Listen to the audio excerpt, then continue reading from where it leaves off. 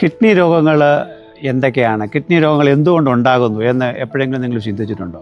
Diabetes ആണ് ഏറ്റവും വലിയ വില്ലൻ. അത് കഴിഞ്ഞാൽ പിന്നെയുള്ളത് ഹൈപ്പർ ടെൻഷനാണ്. പ്രഷർ കൂടുമ്പോഴത്തേക്ക് കിഡ്നിക്ക് ഡാമേജ് വരും. ഷുഗർ കൂടുമ്പോഴത്തേക്ക് കിഡ്നിക്ക് ഡാമേജ്, നെഫ്രോൺസിന് ഡാമേജ് ഉണ്ടാകുന്നതാണ്. പിന്നുള്ളത് പോളിസിസ്റ്റിക് കിഡ്നിയാണ്. പോളിസിസ്റ്റിക് കിഡ്നി ഏതായാലും ഒരു ഇൻഡിവിജ്വലിനെ സംബന്ധിച്ച് ഒന്നും ചെയ്യാൻ പറ്റില്ല, കാരണം അത് ഹെറിഡിറ്ററി ടെൻഡൻസീസ് വന്നിട്ടുണ്ടാകുന്നതാണ്. പിന്നുള്ള കിഡ്നി സ്റ്റോണും അതല്ലാന്നുണ്ടെങ്കിൽ മറ്റ് എന്തെങ്കിലും തടസ്സങ്ങൾ യൂറിൻ വരുന്ന പാസേജിൽ ഉണ്ടാകുമ്പോഴത്തേക്കും പലപ്പോഴും ഈ പറയുന്ന രീതിയിൽ കിഡ്നി ഡാമേജ് വരാൻ സാധ്യതയുണ്ട്. റിപ്പീറ്റഡ് ആയിട്ടുള്ള ഇൻഫെക്ഷൻസ് ഉണ്ടാകുന്നതും ഇഞ്ചുറി ഉണ്ടാകുന്നതും കിഡ്നിക്ക് ഡാമേജ് വരുന്നതാണ്. അപ്പോൾ CKD, ക്രോണിക് കിഡ്നി ഡിസീസ് എന്ന് പറയുമ്പം ഇത്രയും കാര്യങ്ങൾ നിങ്ങൾ ശ്രദ്ധിക്കുക. ഡയബറ്റീസ് കൺട്രോൾ ചെയ്യുക, ഈ പറഞ്ഞ പോലെ പ്രഷർ ഉണ്ടെന്നുണ്ടെങ്കിൽ അത് കൺട്രോൾ ചെയ്യുക.